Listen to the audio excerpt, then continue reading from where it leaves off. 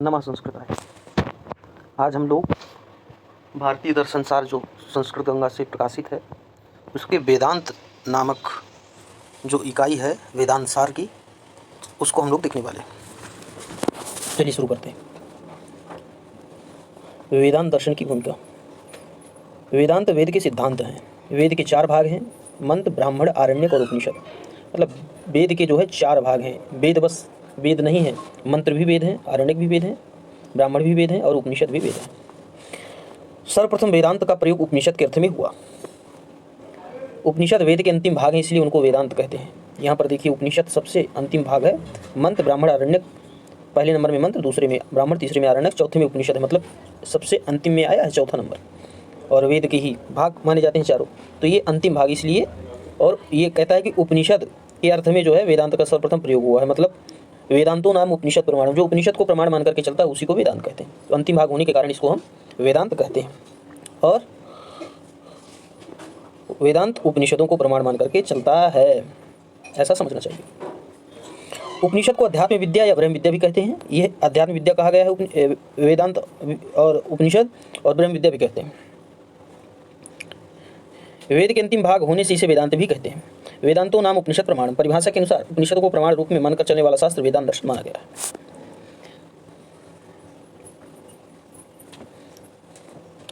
इसे सर्वप्रथम व्यवस्थित रूप देने का श्रेय आचार्य बादरायण को जाता है, जिन्होंने ब्रह्मसूत्र नामक ग्रंथ की रचना की। आचार्य बादरायण ने ही ब्रह्मसूत्र नामक ग्रंथ की रचना की। वेदांत दर्शन का संस्थापक अथवा प्रणेता भी किसे कहा जाता है? आचार्य बादरायण को। विद्वानों ने इनका समय 400 ईसा पूर्व निर्धारित किया है। 400 ईसा पूर्व में इनका समय निर्धारित किया है। महर्षि बदर के वंशज होने के कारण इनको बादरायण नाम से संबोधित करते हैं। महर्षि बदर के वंश में जन्मे होने के कारण इनको बादरायण कहा जाता है। बादरायण वेदांत दर्शन के प्रसिद्ध ग्रंथ ब्रह्मसूत्र की रचना की। बादरायण ने वेदांत दर्शन का जो सबसे प्रसिद्ध ग्रंथ है ब्रह्मसूत्र, इसकी रचना की। इसमें 4 अध्याय हैं, 16 पाद हैं, 192 अधिकरण और 555 सूत्र हैं। यह अध्याय, पाद, अधिकरण और सूत्रों में विभक्त है। सबसे पहला इसका विभाग किया गया अध्याय में, जो 4 अध्याय हैं। फिर विभागों को पादों में, पादों को अधिकरणों में और अधिकरण सूत्रों में। इस प्रकार से इसका विभाग किया गया। ब्रह्मसूत्र को उत्तर मीमांसा या बादरायण सूत्र या ब्रह्म मीमांसा या वेदांत सूत्र या व्यास सूत्र तथा शारीरक सूत्र के भी नाम से जाना जाता है। ब्रह्मसूत्र को इतने नामों से जाना जाता है: उत्तर मीमांसा, बादरायण सूत्र, ब्रह्म मीमांसा, वेदांत सूत्र, व्यास सूत्र तथा शारीरक सूत्र। ये इसके इतने नाम हैं। इस ग्रंथ में बृहदारण्यक, छांदोग्य, कौशितकी, ऐतरेय, मुंडक, प्रश्न, श्वेताश्वेतर आदि उपनिषद ग्रंथों में प्राप्त वाक्यों पर विचार किया गया है। ब्रह्मसूत्र में इतने उपनिषदों का जो है वर्णन मिलता है। बृहदारण्यक, छांदोग्योपनिषद, कौशितकी उपनिषद, ऐतरेय, मुंडक, प्रश्न, श्वेताश्वेतर, ये इतने 1 2 3 4 5 6 7, ये 7 उपनिषदों का वर्णन ब्रह्मसूत्र में मिलता है। वेदांत को सर्वोच्च विद्या भी कहते हैं। ये ब्रह्म विद्या और सर्वोच्च विद्या भी कही जाती है वेदांत दर्शन। ब्रह्मसूत्र का वर्णन विषय क्या है? ब्रह्मसूत्र जो बादरायण के द्वारा रचित है उसका विषय क्या है? तो ब्रह्मसूत्र के प्रथम अध्याय में स्पष्ट और अस्पष्ट एवं संदिग्ध श्रुतियों का ब्रह्म में समन्वय किया गया है। प्रथम अध्याय में स्पष्ट और अस्पष्ट एवं संदिग्ध श्रुतियों का ब्रह्म में क्या किया गया? समन्वय किया गया। द्वितीय अध्याय में अन्य दार्शनिक मतों का दोष प्रदर्शन करके युक्तिपूर्वक वेदांत मत की स्थापना की गई है। दूसरे अध्याय में अन्य मतों में दोष निकाल करके और वेदांत का जो है सिद्धांत स्थापित करने का प्रयास किया गया। तीसरे अध्याय में जीव और ब्रह्म का लक्षण करते हैं तथा मुक्ति का बहिरंग एवं अंतरंग साधन बताते हैं। जीव का क्या लक्षण होगा, ब्रह्म क्या है, इनका लक्षण बताते हैं, और मुक्ति का जो है अंतरंग और बहिरंग साधन बताया गया है।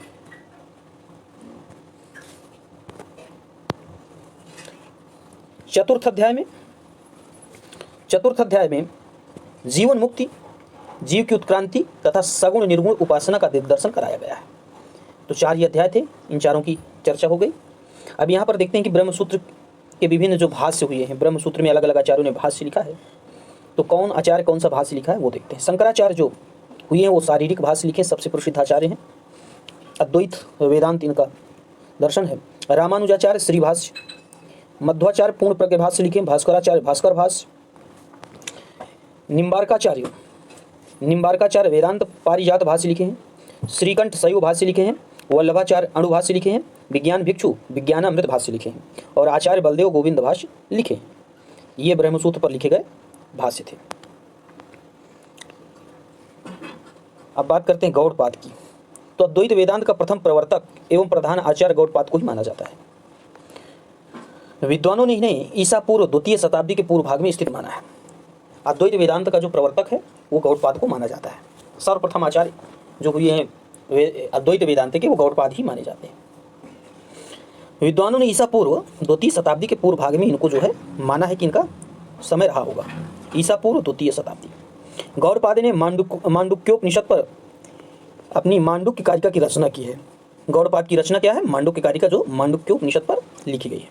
आचार्य गौड़पाद अद्वैतवाद के प्रमुख आचार्य हैं।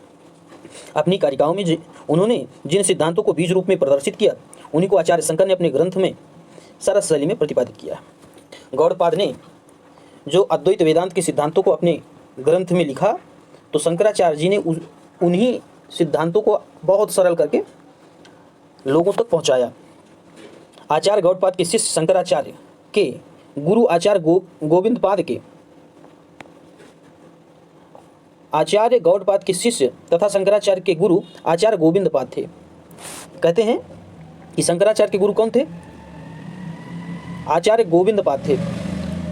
और ये कौन थे? गोविंदपाद, ये गौड़पाद के शिष्य थे। तो इनके दादा गुरु हुए। शंकराचार्य की जीवनी से इनका नर्मदा तट निवासी होना सिद्ध होता है। शंकराचार्य की जीवनी से यह पता चलता है कि ये नर्मदा तट के निवासी थे। ये अपने समय में उद्भट विद्वान थे। अब बात करते हैं आचार्य शंकर की। तो शंकराचार्य अद्वैतवाद के प्रवर्तक आचार्य माने जाते हैं।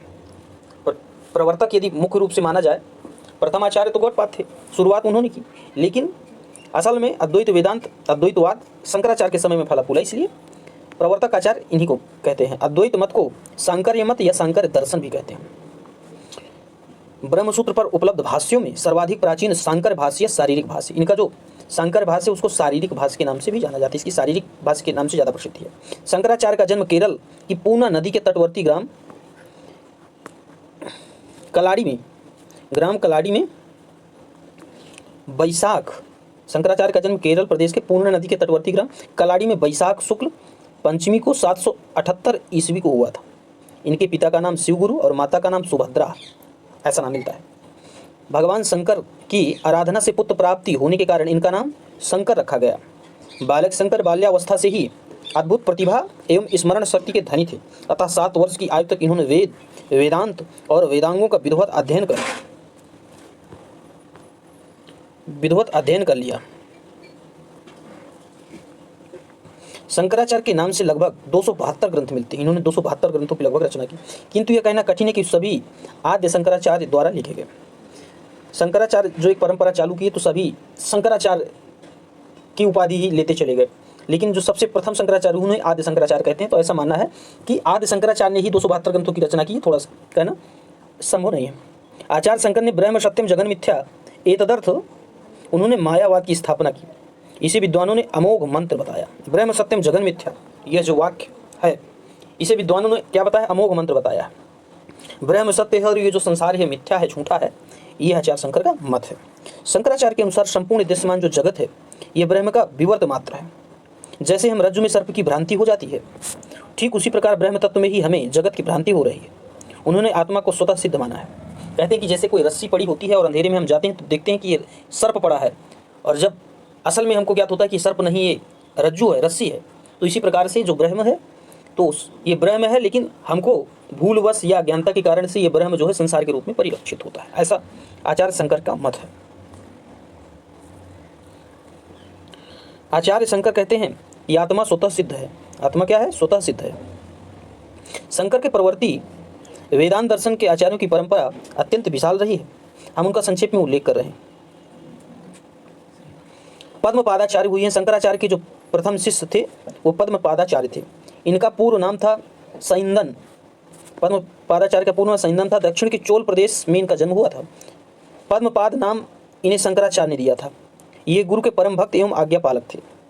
इसके बाद आचार्य मंडन मिश्र, इनका अन्य नाम सुरेश्वराचार्य भी था।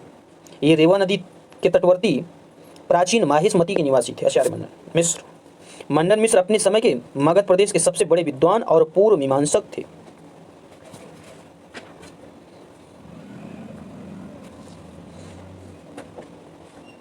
आचार्य वाचस्पति मिश्र, इनका जन्म स्थान मिथिला माना जाता है। इनके ग्रंथों से प्रतीत होता है कि ये अपने विषय के धुरंधर विद्वान थे तथा द्वैत मत के प्रमुख आचार्य थे। विद्वानों ने इनका समय 8वीं शताब्दी के अंत से लेकर 9वीं सदी प्रारंभ माना है। इनका समय 8वीं शताब्दी से लेकर के 9वीं सदी का जो प्रारंभ है वहाँ तक माना है। इसके बाद के प्राय सभी आचार्यों ने इनके वाक्यों को प्रमाण रूप में स्वीकार किया है। इसके बाद के जो आचार्य हुए इनको प्रमाण रूप में स्वीकार करते रहे हैं। वाचस्पति मिश्र ने शंकर भाष्य पर भामती टीका लिखी है। तो वाचस्पति मिश्र की जो रचना है भामती टीका है और शंकर भाष्य पर है। आचार्य सदानंद योगींद्र ने अद्वैत वेदांत पर अत्यंत सरल शैली में वेदांत सार नामक ग्रंथ की रचना की। जिस वेदांत सार को हम पढ़ रहे हैं तो ये सदानंद योगींद्र की द्वारा विरचित है। इनका स्थितिकाल विद्वानों ने 16वीं शताब्दी का पूर्वार्ध निर्धारित किया है। यह संपूर्ण वेदांत सिद्धांतों का परिचायक ग्रंथ है।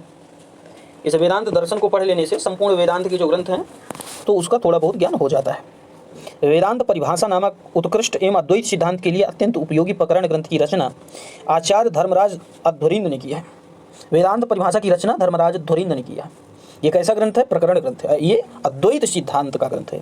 इनका जन्म समय 17वीं शताब्दी का आरंभ माना जाता है। शंकराचार्य के शिष्य सुरेश्वराचार्य ने नैष्कर्म सिद्धि नामक ग्रंथ की रचना की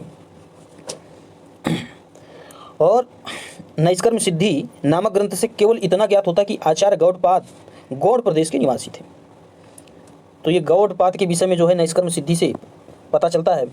वेदांत दर्शन विशेष रूप से अद्वैत वेदांत एकमात्र ब्रह्म को ही सत्य, नित्य और सर्वोपरि तत्व के रूप में मानता है। इसी कारण से वेदांत दर्शन का प्रारंभिक ब्रह्म जिज्ञासा से होता है। अथातो ब्रह्म जिज्ञासा ब्रह्म सूत्र का प्रथम पाद का प्रथम सूत्र। ब्रह्म शब्द व्रीहि वृद्धौ वृद्धि के अर्थ में प्रयुक्त ब्रिय धातु से मनिन प्रत्यय करके ब्रह्म शब्द बना है।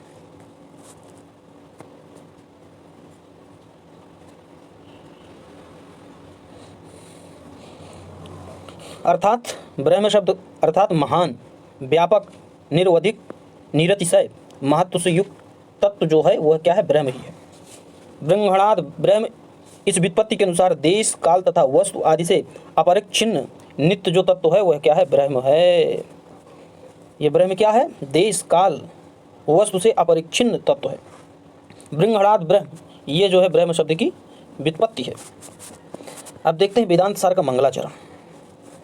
तो वेदांत सार के मंगलाचरण में किसकी वंदना की गई है? यहाँ पर ब्रह्म की वंदना की गई। क्या है? अखंडम सच्चिदानंदम अवांग मनस गोचरम आत्मानम अखिलाधारम आश्रयेभीष्ट सिद्धये। अखंडम सच्चिदानंदम अवांग मनस गोचरम आत्मानम अखिलाधारम आश्रयेभीष्ट सिद्धये। तो ये वेदांत सार का क्या है? मंगलाचरण है। और वेदांत सार के मंगलाचरण में ब्रह्म की स्तुति की गई है।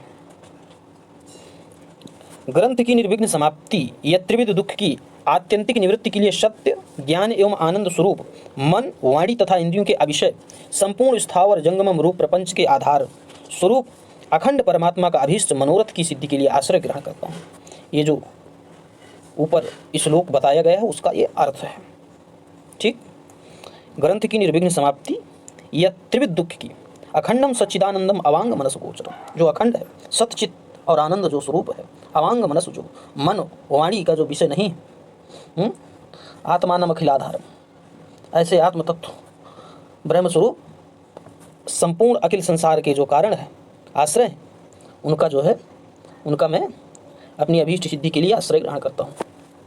संपूर्ण अखिल ब्रह्मांड के जो आधार हैं ऐसे परब्रह्म परमेश्वर का मैं आश्रय लेता हूँ, को मैं प्रणाम करता हूँ, नमस्कार करता हूँ। किसी कार्य को प्रारंभ करने से पूर्व मंगलाचरण करने की भारतीय परंपरा रही है। आचार्य सदानंद वेदांत दर्शन के प्रकरण ग्रंथ, ये कैसा ग्रंथ है? वेदांत दर्शन तो प्रकरण ग्रंथ है। प्रकरण ग्रंथ वेदांत सार की निर्विघ्न समाप्ति के लिए सच्चिदानंद अवांग मनस गोचर संपूर्ण सृष्टि के आधार स्वरूप अखंड परम पिता परमात्मा की वंदना की है। तो यहाँ पर किसकी वंदना की गई है? ब्रह्म की वंदना की गई है। वेदांत दर्शन एकमात्र पर ब्रह्म की सत्ता को स्वीकार करता है, साथ ही आत्मा एवं ब्रह्म की एकता का भी प्रतिपादन करता है। ये क्या कहता है कि आत्मा और ब्रह्म जो है एक हैं, इसकी एकता का प्रतिपादन करता है। यहाँ आत्मा के 4 विशेषणों का प्रयोग किया गया है। आत्मा के जो है विशेषण है वो अखंड है, अखंडम, सच्चिदानंदम, सच्चिदानंद है, अवांग मनसो गोचरम और अखिलाधार। ये जो है आत्मा के विशेषण यहाँ बताए गए हैं मंगलाचरण में, 4 विशेषण बताए गए। सच्चिदानंदम वेदांत ग्रंथों में ब्रह्म के लिए इस विशेषण का प्रयोग किया गया जो ब्रह्म भी तीन विशेषताओं की ओर संकेत करता है, सत्य, चित और आनंद। सच्चिदानंद, सत्य, चित और आनंद। मंगलाचरण में अपने आराध्य देवता के स्मरण के पश्चात आचार्य सदानंद ने अपने गुरु अद्वैयानंद को नमन किया है। अर्थतोप्यद्वयानंदानति तद्वैत भानतः गुरूनाराध्य वेदांतो सारं वक्षे यथामति। सदानंद जी मंगलाचरण करने के पश्चात अपने गुरु की वंदना करते हैं। कहते हैं अर्थतोप्यद्वयानंदानति तद्वैत भानतः गुरूनाराध्य वेदांतो सारं वक्षे यथामति। जिनकी द्वैत भावना दूर हो गई हो, ऐसा नहीं है कि उनका नाम ही है अद्वैत, उनकी भावना भी जो है अद्वैत हो गई है, द्वैत की भावना खत्म हो गई है। यथार्थ रूप से अखंड आनंद स्वरूप अद्वैयानंद नामक गुरु की आराधना करके मैं सदानंद अपनी बुद्धि के अनुसार वेदांत सार को कहूँगा। कहते हैं कि हमारे गुरु इतने महान हैं जो वास्तव में अद्वैत हैं, जिनमें द्वैत का भाव समाप्त हो गया है। ऐसे अर्थतोप्य द्वयानंदानति तद्वैत भानतः गुरूनाराध्य वेदांत, ऐसे गुरु को नमस्कार करके वेदांत सार की रचना करता हूँ। उपनिषद को प्रमाण मानकर चलने वाला जो शास्त्र है वो क्या कहा जाता है? वेदांत। वेदांतो नाम उपनिषद प्रमाण। और ब्रह्मसूत्र, शारीरिक सूत्र आदि उनके उपकारक ग्रंथ है। ब्रह्मसूत्र को ही शारीरिक सूत्र कहते हैं। वेदांतो नाम उपनिषद प्रमाणम तदुपकारी शारीरिक सूत्र तीन चा, ये जो है उक्ति है। देखिए वेदांत शास्त्र जो है क्या है? वेदांत शास्त्र को दो भाग में यहाँ बांट रहे हैं, उपनिषद प्रमाण स्वरूप, ब्रह्मसूत्र शारीरिक सूत्र और उपकारक जो व्याख्या ग्रंथ है। ठीक है ना? ये वेदांत शास्त्र के दो भाग कर दिए यहाँ पर। ठीक, जो उपनिषदों को प्रमाण स्वरूप लेकर के चल रहा है और ब्रह्मसूत्र इत्यादि जो शारीरिक सूत्र और उपकारक बहुत सारे जो ग्रंथ है वो। अब आगे देखते हैं अनुबंध चतुष्टय। ये क्या है भाई? तो कहते हैं कि अधिकारी, विषय, संबंध और प्रयोजन, ये जो हैं चार क्या होते हैं? अनुबंध चतुष्टय कहे गए हैं। वेदांत को पढ़ने का अधिकारी कौन होगा? वेदांत का विषय क्या होगा? वेदांत का संबंध क्या होगा और प्रयोजन क्या है? ये जो है अनुबंध चतुष्टय कहे गए हैं। तो वेदांत शास्त्र में चार अनुबंध है, अधिकारी, विषय, संबंध और प्रयोजन। तत्रानुबंधो नामाधिकारी विषय संबंध प्रयोजनानि। ये जो है अनुबंध का नाम बता रहे हैं, तत्रानुबंधो। वेदांत का प्रथम अनुबंध अधिकारी है। अधिकारी क्या है अब वो बताएंगे। अधिकारी तो वह जिज्ञासु प्रमाता है, जिसने, प्रमाता क्या होता है? अधिकारी होता है जो जानने वाला होता है, जानने का इच्छुक जो है प्रमाता, जिसने वेद वेदांगों का विधिपूर्वक अध्ययन करके समस्त वेदांत के अर्थ को सामान्य रूप से जान लिया है तथा इस जन्म में अथवा अन्य जन्मों में कामनाओं को पूर्ण करने वाले काम्य कर्म तथा शास्त्रों द्वारा निषेध किए गए कर्मों को छोड़ने के साथ साथ नित्य नैमित्तिक प्रायश्चित और उपासना कर्मों के अनुष्ठान से संपूर्ण पापों से मुक्त अत्यधिक निर्मल अंतःकरण वाला जो साधन चतुष्टय संपन्न, ऐसा प्रमाता पुरुष इस ब्रह्म विद्या वेदांत शास्त्र को पढ़ने का अधिकारी है। ये बताते हैं। अब ये जो है कहते हैं कि अधिकारी तो विद्वत धीत वेद वेदांगत नापातो अधिगताखिल वेदार्थोस्मिन् जन्मनि जन्मांतरे वा काम सिद्ध वर्जन पुरस्सरम नित्य नैमित्तिक प्रायश्चित्तोपासनानुष्ठाने निर्गत निखिल कलमस्तया नितांत निर्मल स्वांता साधन चतुष्टय संपन्ना प्रमाता। ये अधिकारी कैसा है? तो इन सारे गुणों से संपन्न ही अधिकारी होगा जो वेदांत को पढ़ने का अधिकारी है। अधिकारी के निरूपणांतर्गत ही काम्यादि कर्मों का भी वर्णन किया गया है। स्वर्ग आदि कामनाओं के साधन स्वरूप ज्योतिष्टोम याग आदि काम्य कर्म है। ज्योतिष्टोम क्या है? काम्य कर्म है। जिनको स्वर्ग जाना हो तो ज्योतिष्टोम याग कराएं। काम्यानि स्वर्गाधिष्ट साधनानि ज्योतिष्टोम आदि। नरकादि अनिष्ट स्थानों की प्राप्ति के साधनभूत ब्रह्म हत्या, गोहत्या आदि निषिद्ध कर्म है। कहते हैं कि जो ब्राह्मण हत्या गोहत्या करेगा ये निषिद्ध कर्म है और इनको करने वाला नरक आदि में जाएगा। निषिद्धानि नरकादि अनिष्ट साधनानि ब्राह्मण हन्नादि। अब तीसरा कर्म बताते हैं। कहते हैं कि जिसके न करने से भविष्य में दुख की संभावना, ऐसे संध्या वंदन आदि क्या है? नित्य कर्म। नित्यान्य करने प्रत्यवाय साधनानि संध्या वंदन आदि। जिनको करने से कोई फायदा तो नहीं लेकिन भविष्य में नुकसान हो सकता है, ऐसे कर्म क्या है? नित्य कर्म है, संध्या वंदना आदि। पुत्र जन्मादि के अवसर पर किए जाने वाले जातेष्ट यज्ञ आदि नैमित्तिक कर्म है। नैमित्तिकानि पुत्र जन्माद्यन बंधिनी जातिष्ट आदि। पांचवा जो है पाप के क्षय करने के लिए साधन बनने वाले चांद्रायण आदि व्रत जो प्रायश्चित कर्म है। चांद्रायण जो है ये क्या है? एक प्रकार का व्रत है जो 15 दिन थोड़ा थोड़ा भोजन बढ़ाया जाता है और घटाया जाता है, उसको करते हैं, यह प्रायश्चित कर्म है। तो कहते हैं प्रायश्चित्तानि पापक्षय साधनानि चांद्रायणादीनि। छठवां बताते हैं कि सगुण ब्रह्म को विषय बनाने वाला मानसिक व्यापार ध्यान ही जिनका स्वरूप है, सांडिल्य विद्या आदि को उपासना कर्म कहते हैं। ये उपासना कर्म है। उपासना कर्म क्या है? सांडिल्य विद्या कहते हैं। उपासनानि सगुण ब्रह्म विषय मानस व्यापार रूपाणी सांडिल्य विद्या दीनी। ये क्या है? उपासना कर्म है, सांडिल्य विद्या। अब इनके बारे में बताते हैं कि नित्य नैमित्तिक और प्रायश्चित कर्मों का परम प्रयोजन बुद्धि की शुद्धि एवं उपासना रूप कर्मों का मुख्य प्रयोजन चित्त की एकाग्रता है। कहते हैं नित्य नैमित्तिक और प्रायश्चित कर्म जो हैं, इनका प्रयोजन है बुद्धि की शुद्धि एवं उपासना रूप कर्मों का मुख्य प्रयोजन चित्त की एकाग्रता है। नित्य नैमित्तिक प्रायश्चित कर्मों का गौण प्रयोजन पितृलोक की प्राप्ति तथा उपासना गौण प्रयोजन सत्यलोक देवलोक की प्राप्ति है। अब यहाँ पर कर्म का विभाग करते हैं। क्या करते हैं? कर्म का विभाग कर रहे हैं। मित्रों, वीडियो कुछ ज़्यादा बड़ा हो रहा है, तो ये जो है अब यहाँ पर कर्म को बता करके अगले पार्ट में आगे की चर्चा करेंगे, ठीक है। तो कहते हैं कि जो कर्म है वो दो प्रकार से है, एक करने योग्य कर्म और एक ना करने योग्य कर्म। करने योग्य कर्म में जो है 5 प्रकार है, नित्य नैमित्तिक प्रायश्चित उपासना और काम है। और ना करने योग्य में निषिद्ध कर्म है। तो नित्य कर्म में संध्या वंदना आदि आ जाएगी, नैमित्तिक में जातिष्ठ आदि इत्यादि कर्म आ जाएंगे, प्रायश्चित में चांद्रायण व्रत इत्यादि आ जाएंगे, और उपासना में सगुण उपासना आ जाएगी, और काम में कर्म ज्योतिषोम इत्यादि जो यज्ञ हैं। तो ये करने योग्य कर्म हो गए 5 कर्म, नित्य नैमित्तिक प्रायश्चित उपासना और काम। और निषिद्ध कर्म जो नहीं करना है वो गो हत्या इत्यादि जो है ये न करने योग्य कर्म है। तो ये जो है न करने वाले कर्म है, ठीक है, गो हत्या इत्यादि। तो अब यहीं तक इसको रखते हैं। अब अगले भाग में आगे की चर्चा करेंगे।